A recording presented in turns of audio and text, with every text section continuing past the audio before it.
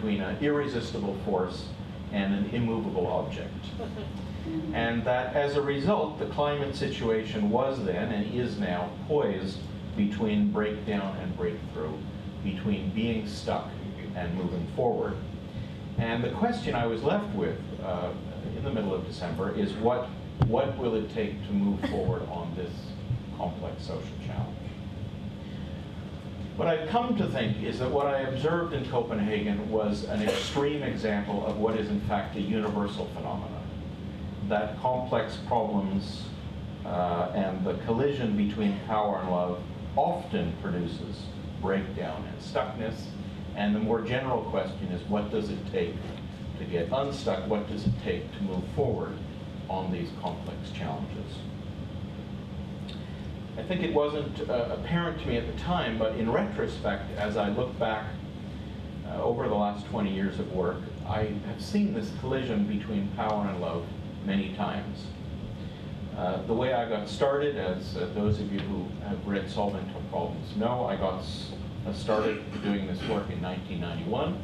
I was working for Shell, the oil company in London, and we in the strategic planning department, the scenario planning department, and we received an unexpected phone call from a little committee of activists in South Africa that wanted to use the Shell strategic planning method to think about the transition away from apartheid. And I don't know if it was the case in Australia, but in North America and Northern Europe, Shell had been subject to a boycott for many years because they had refused to divest from South Africa. So when asked by a group of activists who were associated with the African National Congress whether they could provide methodological assistance, they immediately agreed.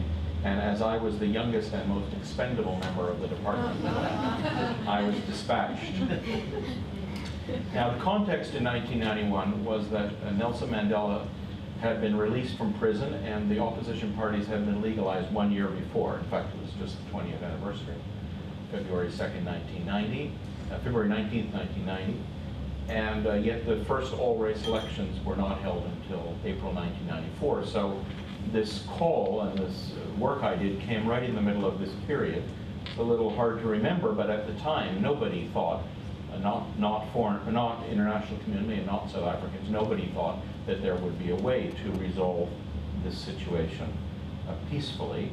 And when I arrived in South Africa to do this work, I found that the people who had invited me had composed a working team, a strategic planning team, not just of members of their own organization, the African National Congress, but also the people from other opposition parties, the Pan-Africanist Congress, and trade unions and community organizations and business people and academics, and eventually members of the then white regime, or the white then regime. I think they're still white.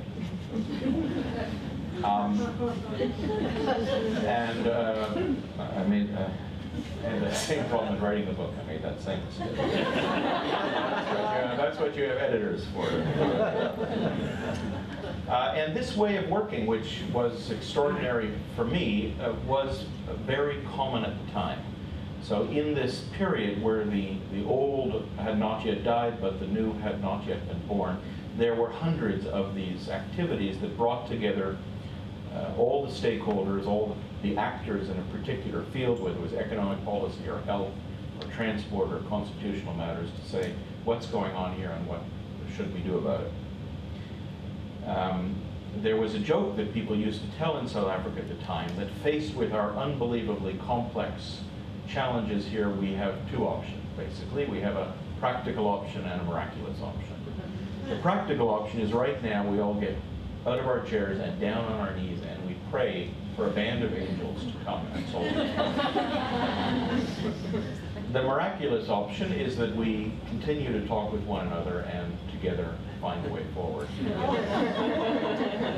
And I think the reason the South African story was and remains so compelling, in spite of its human imperfectness, is that the miraculous option eventuated, and the proof that it is possible at least sometimes, to move forward on addressing our most complex and stuck social challenges. Now, when I look back on that South African experience, and now having lived there for the past 15 years, I can see again this collision between power and love. On the one hand, this country which has had people moving in and out of it for hundreds of years, migrants from different parts of Africa and from the UK and from the Netherlands, colonialism, apartheid, armed conflict, peaceful resistance, negotiation. This can all be understood within the discourse of power. And at the same time, what was so unusual about the South African case, and what most people know about it, is this love drive. In fact, the word apartheid in Afrikaans simply means apartness, and the end of apartheid was the reuniting of the parts that had been separated, and the two emblematic figures of the transition were emblematic for their emphasis on exactly this point. Desmond Tutu with his emphasis on reconciliation and healing, and Nelson Mandela with his capacity to bring the parts together. The most famous incident of Mandela creating a whole out of a fractured parts was the incident that is portrayed in this new movie. I don't know whether it's come to Australia, Invictus. This moment in 1995 where rugby, which was the archetypal sport of the white Afrikaner, was through this gesture, this not spontaneous but planned gesture, was recaptured to represent the whole. So I realized in retrospect that what I'd seen in Copenhagen, I had seen 20 years before in South Africa.